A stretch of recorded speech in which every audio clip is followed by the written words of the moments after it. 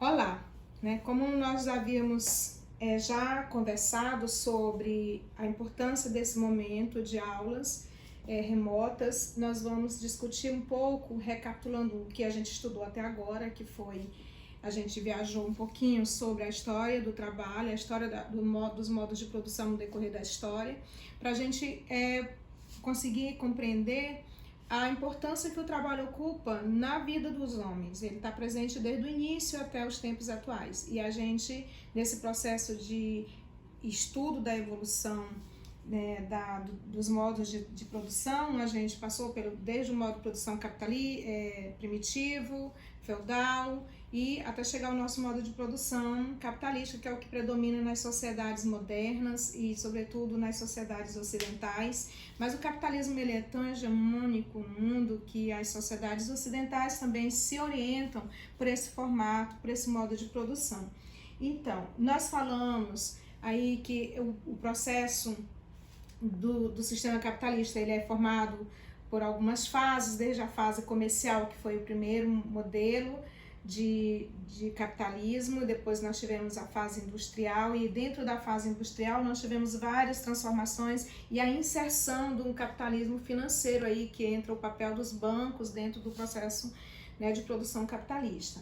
Mas ainda pensando no processo produtivo, né, que é a gente pensa quando a gente fala em processo produtivo, a transformação do produto, da matéria-prima até ele ficar pronto para o consumo, a distribuição, enfim. Esse processo de trabalho dentro da indústria, ela sofre várias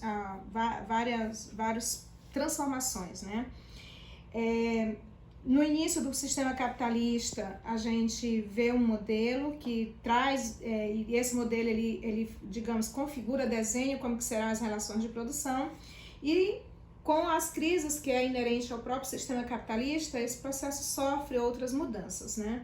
Então, a gente vai discutir um pouquinho sobre ainda, refletir para a gente chegar na nossa exposição sobre essas transformações do processo produtivo, né? A gente vai falar um pouco do nosso assunto para a gente explorar um pouco mais o mundo do trabalho e educação, que é o nosso conteúdo atual, né? A gente recapitula um pouco essa reflexão sobre o trabalho. A sociologia e o trabalho na atualidade, que é onde a gente vai focar, né, as simbologias do trabalho hoje. Nós já discutimos um pouco, sobretudo nesse momento pandêmico, né, o que será do trabalho pós essa pandemia, né, que configurações, que transformações, que reformas serão dadas para o nosso modo, né, de fazer os nossos ofícios, as nossas ocupações. Alguns sinais já estão sendo anunciados, né, como, por exemplo, esse próprio formato de trabalho remoto que está crescendo e vai, com certeza, ele não vai ser efêmero, não vai ser passageiro, alguma coisa vai ficar aí no nosso modo de produzir.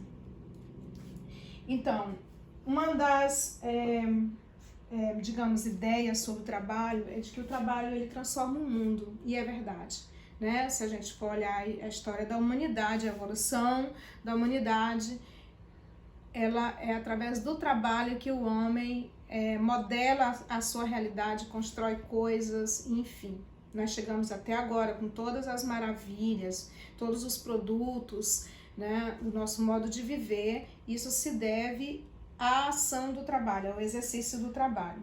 No entanto, isso não é a questão. A questão é as várias faces do trabalho e como esse trabalho ele é, digamos assim, nós nos posicionamos dentro dessa questão do trabalho. Qual é o nosso lugar no trabalho, né? Qual é o nosso papel? Em que ponto nós ocupamos, né? Nós somos um trabalho que traz pra gente a nossa sobrevivência, mas que não fere a nossa dignidade, ou é um trabalho que ele se sobrepõe à nossa própria existência e nos descaracteriza como ser humano? Então, são várias reflexões que se fazem sobre entender o trabalho na nossa vida. Então, aqui, olha, nós temos, quando a gente fala que o trabalho transforma o mundo, tem uma imagem, né, de uma trabalhadora, de trabalhadores, projetando o seu trabalho com fins de transformar. Aí vem aquela frase célebre, né, que o trabalho dignifica o homem. É verdade? Então, ela é uma meia-verdade. Por quê? quando a gente olha essa cena, a gente entende e a gente faz uma leitura de que é uma pessoa que usa o trabalho para transformar a realidade, que esse trabalho traz para si um retorno de satisfação, né? Daquele prazer da coisa, de transformar a coisa, de transformar a realidade, e que isso traz uma satisfação pessoal, uma felicidade, um contentamento. Mas aí, né, que a gente pega uma realidade do antes e do depois e ver que através do nosso trabalho a gente transformou o mundo em algo melhor, a gente apresentou para a sociedade um produto, né, do nosso trabalho, isso traz sim, com certeza, inquestionável, uma satisfação. Mas será que todos os trabalhadores, eles se encaixam dentro dessa satisfação, dentro desse contentamento? Essa é a questão. Será que todo o trabalho, ele representa para o trabalhador um elemento de dignidade? Ele traz a dignidade para todas as pessoas, né? Enfim. Então, as relações trabalhistas, ela vai nos mostrar que, às vezes, né, às vezes e muitas das vezes, essa ideia de que o trabalho traz dignidade, ela não passa de uma ideologia, né, para ocultar a outra face do trabalho, que é o trabalho que leva à escravização, que leva o homem, que subjuga o homem e que retira dele a sua dignidade e até a sua humanidade. Então, nós vamos discutir, né? Aqui tem uma frase do Alessandro Molon, que é um deputado federal, e que ele diz: o bom trabalho é aquele que, em alguma medida, me realiza, me dá satisfação e me faz ser útil para a sociedade em que vivo. Enfim, um trabalho cujo sentido eu consigo perceber, para o qual não me arrependo de dedicar várias horas do meu dia. Então, essa é uma definição dada pelo Molon sobre o trabalho, e que eu concordo com ele, né, nesse sentido, que o trabalho ele precisa servir à sociedade, ele precisa garantir a minha sobrevivência, mas ele não pode roubar de mim a dignidade. Então, quando a gente discute o nosso tema, o mundo do trabalho e a educação, a gente vai fazer um link com as reformas que houve no processo produtivo, né, que a gente passou desde o processo do Fordismo até chegar no Toyotismo, que é o modelo que vigora atualmente, que é da produção flexível, né, que passou pelo que se chama de reestruturação produtiva. E aí, dentro desse contexto, dessa realidade que a gente vive hoje, a gente se pergunta: o que trabalhador nós devemos nos tornar? Qual é o perfil do trabalhador ideal, ou digamos assim, necessário para atender às exigências do sistema produtivo hoje, né? Então, essa é a nossa discussão, e nós vamos explorar um pouquinho esses modelos, né, de produção dados dentro do processo produtivo, que se chama de reforma produtiva. E aí, para a gente entender e chegar nesse qual é o papel da educação, o que nós devemos buscar para nos qualificar como trabalhador necessário para os tempos atuais. É isso, vamos continuar com a nossa exposição. A evolução dos modelos de sistema de produção. Então, dentro do processo da produção industrial, um modelo que foi implantado, né, no início do século XX foi o que se chama de Taylorismo, que foi criado por Taylor, né, nos Estados Unidos, e ele, americano, ele faz toda uma teoria de como que deve ser a produção dentro do sistema da fábrica, que ele eleva ao máximo a produção dentro das fábricas, economizando tempo e produzindo em massa. E aí vem o modelo fordista, que eles são aplicados dentro da fábrica Ford, né, que é a produção em massa, a produção em série, e é uma produção baseada no controle do tempo, sob a supervisão de supervisor de produção, e os operários trabalham ali uma jornada de trabalho exaustiva, um trabalho repetitivo que não exige do trabalhador uma grande preparação. Ele só precisa estar ali apertando parafuso ou colocando tampinhas de garrafa, seja qual for o modelo da fábrica, e não exige dele uma grande formação intelectual. Há uma massificação do trabalho técnico, porque a gente precisa, os homens atuam meio como robozinhos dentro dessas indústrias, né? E esse modelo é copiado em todos os setores da sociedade. Então, esse modelo ele prevaleceu até digamos assim, os anos 60, 70, e quando o capitalismo sofre uma baita crise, né? E então há uma primeira reforma aí de reestruturação da produção, e no meio da crise, já com o sistema capitalista a todo vapor, ou digamos, o sistema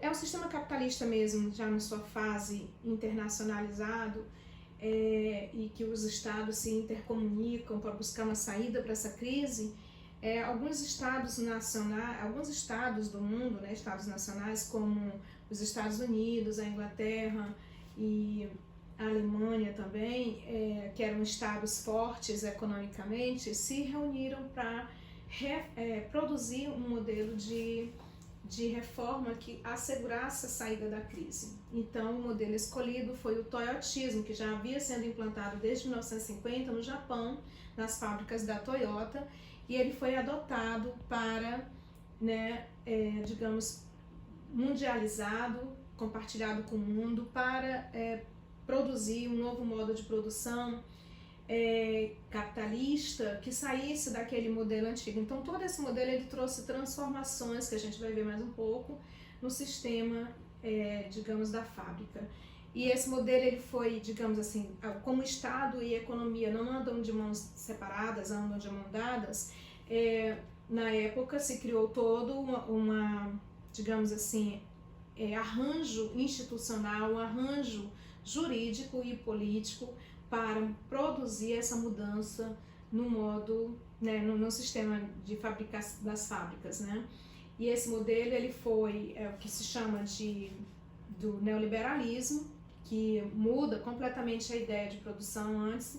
E o que é o neoliberalismo, senão as ideias liberais colocadas em outro patamar, digamos assim, bem mais acirrado, apurado, sofisticado e perverso sobre a classe trabalhadora, porque ela desenvolve a ideia do Estado mínimo e que todos os recursos devem ser capitalizados para investimento no sistema capitalista dentro da economia.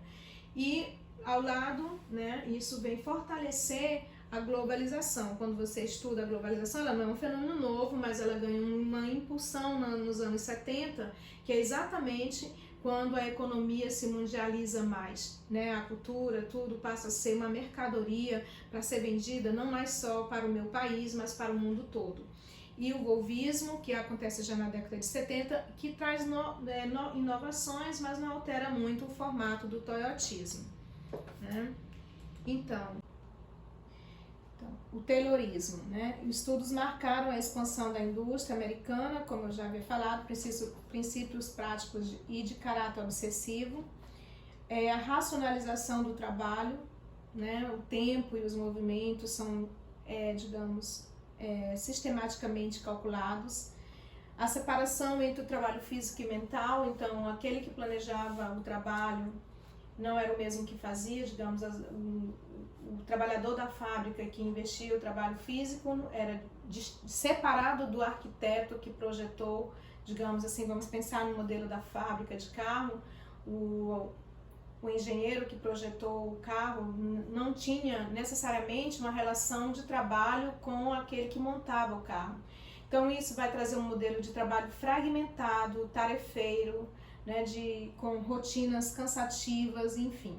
Super especialização do operário, mas é uma operação meramente técnica, que o operário não compreende o processo de produção como um todo, né?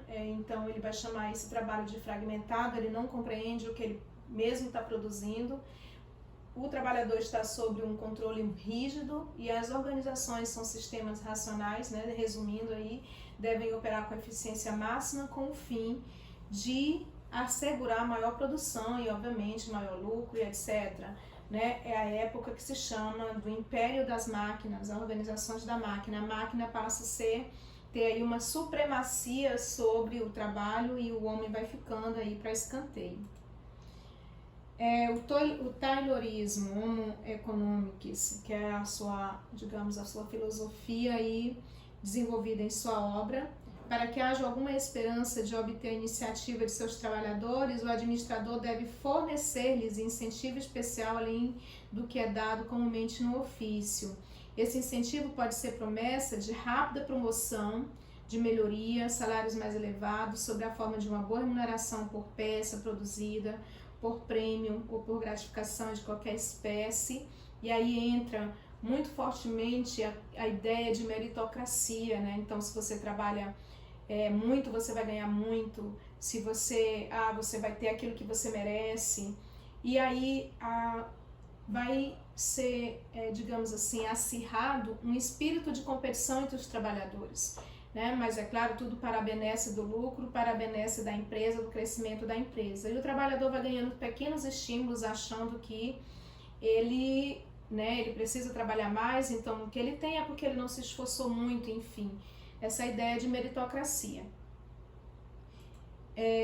No Fordismo, a notável economia de tempo e consequente acréscimo de rendimento, possíveis de obter pela eliminação de movimentos desnecessários, substituição de movimentos lentos, ineficientes, por movimentos rápidos em todos os ofícios, só poderão ser apreciados de modo completo depois de que forem completamente observadas as vantagens que decorrem de um perfeito estudo de tempo e movimento feito por pessoa competente. Então, isso também está na obra de Taylor, e ele vai dizer o seguinte, vai trazer que a ideia de eficiência, a ideia de, como eu disse, reiterando a ideia de competitividade, de competência, e que o trabalhador ele vai se convertendo, não num ser produtivo, que o seu trabalho transforma a realidade, mas numa máquina de produzir, né? E essa é uma condição dada como essencial para esse mundo competitivo que está, assim, digamos, que está emergindo, aflorando na sociedade com mais rigor e com mais velocidade. O Fordismo, né, tem como seu princípio de organização a produção em massa, como eu já havia falado na introdução, trabalho em massa e o consumo em massa também. Então, os mercados, aí digamos, uma potencialização da mundialização da economia. Eu vou produzir muito, mas o que eu produzo é além, um excedente imenso, que além do que o meu Estado Nacional pode consumir. Então eu vou ter que arrebentar as fronteiras, ultrapassar as fronteiras e vender para o mundo, né? Vamos pensar aí, por exemplo, as grandes potências da economia, como Estados Unidos e a China, que vende para o mundo todo. Nós consumimos produtos chineses, nós produzimos produtos americanos, né? Agora, nesse exato momento, a gente está usando esses produtos, seja no cabo de áudio que a gente põe no nosso computador, produtos feitos do outro lado do mundo. Então essa é uma mundialização do consumo, né? E aí vira uma guerra comercial incrível. Você já ouviu falar um pouco sobre a guerra atual, Estados Unidos e China? E aí essa guerra ela vira ideológica e ela transpõe em vários outros segmentos, ela rompe com as fronteiras da economia e invade as religiões, as relações sociais, enfim. E mas tudo isso é uma guerra comercial, é uma guerra para quem vai vender mais, para quem vai lucrar mais, né? O trabalhador, ele é refém desse processo e a gente não se dá conta de quanto estamos comprometidos com essa lógica. Então, como eu já vinha falando também, atores sociais se aparecem nesse cenário, como os movimentos sindicais, que vai exatamente fazer a crítica a esse modelo de produção, né? Porque há um aumento, né, da segurança do emprego, aumento da segurança do trabalho, queda nos níveis de desemprego, aumentos reais do salário, aumento do padrão de consumo, né? Isso está figurado na Constituição, na nossa, Constituição, na nossa CLT, que é a nossa lei trabalhista, né, de 1943. Ele vai vender essa ideia de que esses modelos de produção, ele vem produzir um cenário de emprego, né?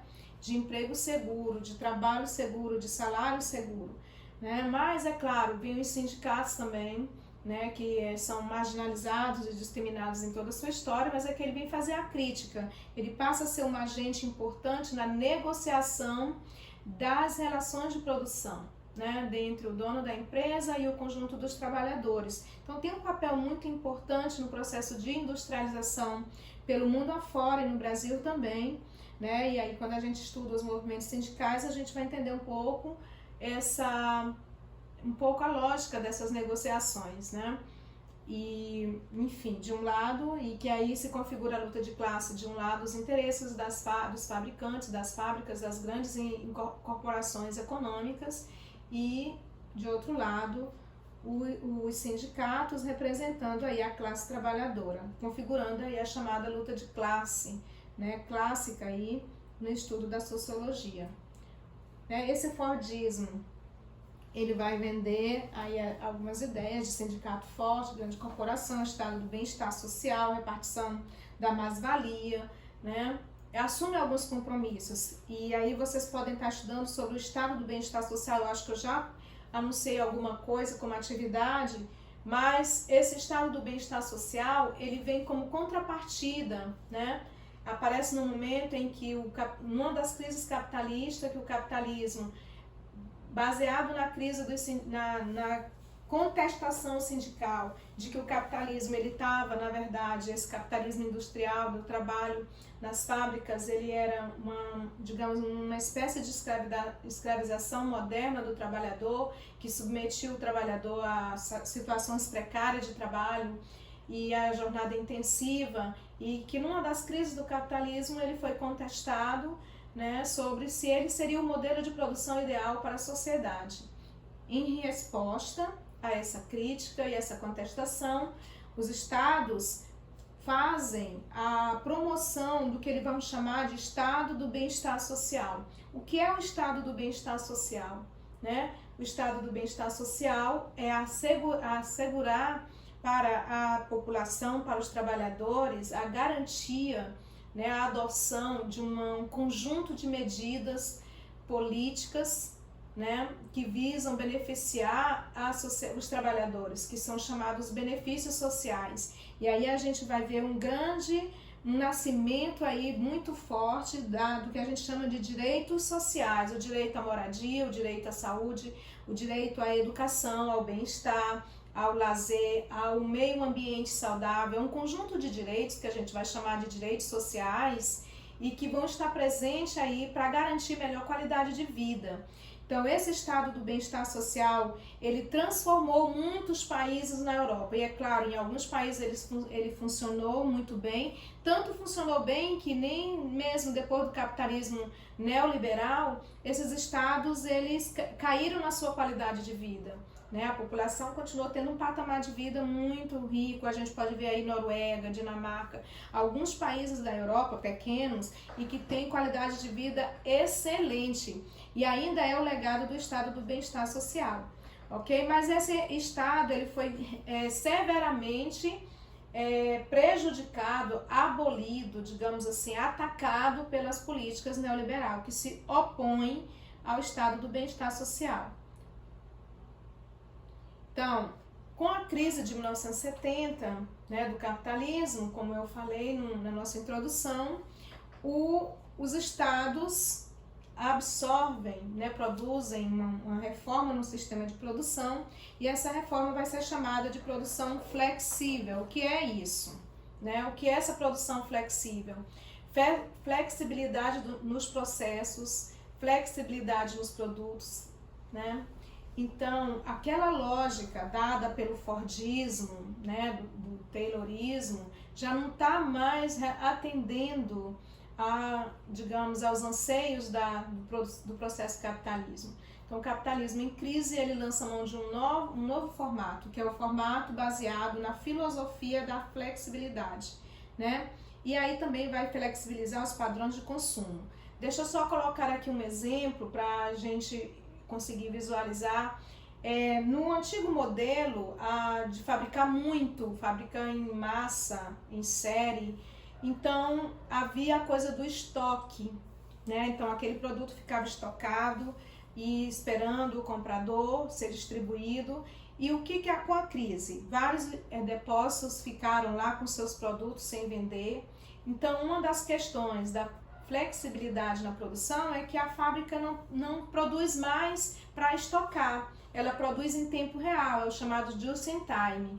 que ela produz à medida da solicitação do comprador, né? Então ele vai chamar isso de flexibilização nos processos de produção e vai flexibilizar em vários setores. Aí a gente vê aí, por exemplo, no mercado da moda, a cada 6 meses as indústrias lançam coleções que têm validade de 6 meses e ao término dos 6 meses ela faz aí um queima total, um outlet, um bota fora do produto. Para quê? Para receber novos produtos. Então não existe mais aquela filosofia do estoque, né? Então, entre outras transformações, o empregado também vai ganhar outra, digamos assim, tarefa e função. Não vai mais se exigir que esse trabalhador trabalhe mecanicamente, com baixa capacidade intelectual, que esse trabalhador ele tenha, digamos assim, ele seja multiformado, né, polivalente, com múltiplas funções e com múltiplas habilidades. E aí entra o nosso assunto, que é o papel da educação para formar esse homem para esse novo mercado de trabalho, né, em que ele exige dele uma intelectualidade maior, uma habilidade a mais, que ele tenha múltiplas habilidades, aliás, polivalente, poliformado, ele com múltiplos conhecimentos. É claro, a educação vai ser incumbida de preparar um novo currículo para esse homem, né, que possa atender às exigências dessas reformas de produção. Então, aí aqui vem o que mais é agregado a essa produção flexível: altas taxas de inovação comercial, tecnologia organizacional, produção de softwares para se estar ali operacionalizando tudo, controlando, sem mais, digamos, mais o uso das tecnologias e menos o uso da força humana e da habilidade humana. Implantação de novas indústrias em regiões até um pouco, né, menos industrializada, e vem aí a coisa do capital internacional, as multinacionais invadindo os mais amplos espaços do globo, porque essa indústria ela não tem mais um local fixo, ela passa a se digamos, ela é uma indústria que ela vai migrando de um lugar para outro, ela vai buscar se instalar no país onde oferece uma mão de obra mais barata, mais próxima de uma matéria-prima mais barata. Então a indústria aí também, ela é toda, a sua sede ela é flexibilizada. Aí entra o papel e o crescimento das multinacionais, as grandes corporações internacionais. E a gente vê isso no movimento das bolsas de valores, a indústria que entra, a indústria que sai, é dinheiro que entra, investimento que sai, enfim. Essa mobilidade é maior. E é nessa fase também que cresce o chamado capitalismo financeiro.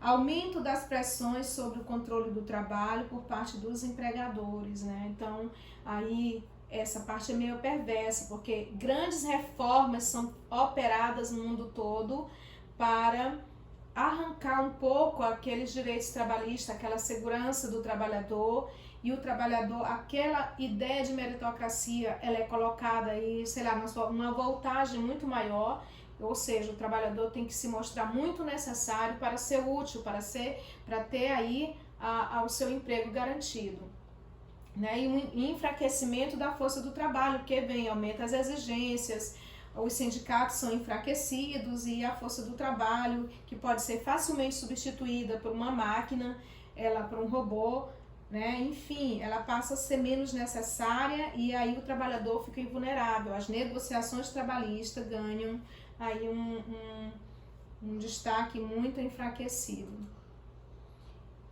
né? Com o toyotismo, né, da reforma, que é esse modelo da flexibilização, adota-se o modelo da fábrica Toyota. A organização enquanto organismo, né, é posta aí, não mais a organização sistêmica, digamos, com uma duração, mas é uma organização que ela vai se reorganizar o tempo todo, né? E buscando uma função, e essa função é sempre a pauta do fortalecimento da produção e do lucro. O sistema de produção flexível, como eu já coloquei, não mais aquela produção para estoque, mas uma produção à medida da necessidade do pedido, em detrimento né? A produção em massa ela é substituída pela a tal da produção enxuta, né? Eu só vou produzir à medida dos pedidos e da necessidade. Aparece aí um outro agente que é um outro mecanismo, que é o da terceirização e a subcontratação. A fábrica era grande, a empresa era grande, eu tinha tudo dentro da empresa, o setor jurídico, o setor eletricista, o fornecedor de comida, então a empresa era grande. Então, com a ideia neoliberal de Estado mínimo, a empresa também passa a figurar dentro dessa perspectiva da empresa mínima, a empresa enxuta. E aí entra, como é que eu vou ter agora esses serviços? Eu vou terceirizar. Então há um grande crescimento do setor de serviços na sociedade. Vai crescer o prestador de serviço de eletricidade, o prestador de serviço de advocacia, enfim. Eu vou mantendo subcontratações e contratos temporários com essas empresas. Eu não tenho mais até o empregador, ou digamos, o empregado, para fazer a limpeza eu passo a terceirizar, né? Então, vai criando aí em torno da grande empresa a subordinação de pequenas empresas, né? Transferência dos custos de produção para essas empresas pequenas. Então, às vezes, quando você vai, digamos, você vai comprar um apartamento, você vai ter ali um conjunto, um consórcio de empresas ali, você não sabe exatamente de quem você comprou, porque a quem vai construir é uma, a que vai fazer a jardinagem é outra, a que vai, colocar as portas é outro. Então são um consórcio de empresas, de pequenas empresas, em torno de uma grande empresa, para produzir, para oferecer para o consumidor um produto. Então você não sabe, aí vai surgir as contratações provisórias, sem segurança, sem muitos direitos, que aí vai se chamar de subcontratação, né?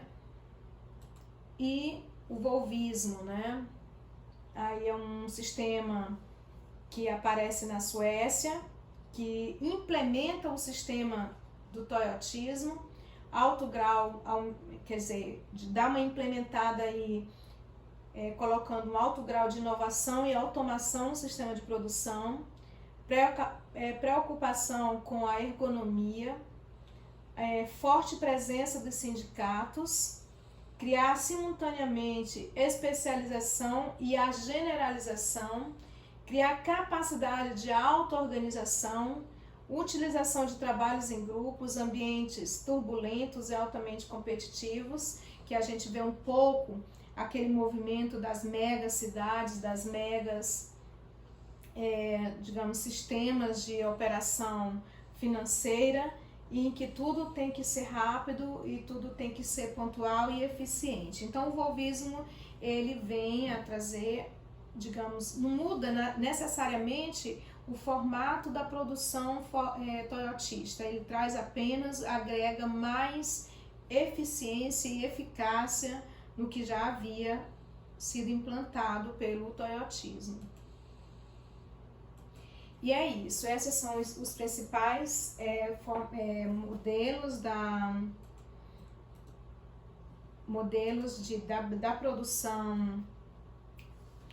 produção, digamos, capitalista. E o que a gente vai trazer agora para a nossa conversa final. Então, caríssimos, após essa exposição sobre esses modelos de produção, né, essas reformas produtivas, a gente chega no momento atual, que é das altas exigências ao trabalhador, aquele que se quer incluir no mercado de trabalho, no processo de produção, no processo produtivo, né? E ele busca, há algumas exigências para se fazer, né? Qual é o perfil do trabalhador que o mundo moderno exige, né? Muito se discute sobre isso, há várias consultorias para prestar orientação aos trabalhadores, para orientar o melhor caminho, às empresas, enfim, muita coisa para a gente consultar, para a gente, digamos, estar atualizado e atender. E dentro dessa aí a gente vê um que é anunciado pela Unesco, qual é o perfil do trabalhador necessário para a sociedade atual. Então, esse trabalhador precisa desenvolver a capacidade de processar e utilizar a informação de forma inovadora, com flexibilidade, criatividade, habilidades sociais, não mais aquele robozinho do século passado, capacidade de comunicação, facilidade para trabalhar em equipe, humanidade, resiliência, responsabilidade, empreendedorismo e a busca de aprendizado contínuo são as características indispensáveis no perfil do trabalhador do século XXI, né, segundo a Unesco, que é o órgão da educação da ONU, né, que é o nosso tema. Qual é o papel da educação nesse trabalho moderno, da contemporaneidade? Só para complementar, a ideia de multifuncionalidade deve sintetizar esse perfil desse trabalhador, desse funcionário, né? E o que é a multifuncionalidade? Ela se define como a capacidade de uma pessoa em exercer mais de uma função dentro da empresa, ou seja, agregar mais competência naquilo que desempenhou ou na sua formação profissional. Em síntese, né, o empregado dos tempos de hoje, né, dos tempos atuais, com todas as exigências que a gente tem aí, aquele que sabe se recriar a cada momento. Isso faz grande o papel da escola, o papel da educação e a responsabilidade de cada um, ok? Porque a gente precisa formar esse homem polivalente, esse homem, né, com múltiplas habilidades, isso para ele não cair na marginalidade social, se tornar necessário, se tornar incluído dentro das políticas trabalhistas e ter sucesso, né? Se faz grande aí o papel da educação no mundo do trabalho nos tempos atuais. Então essa foi a nossa aula, até a próxima.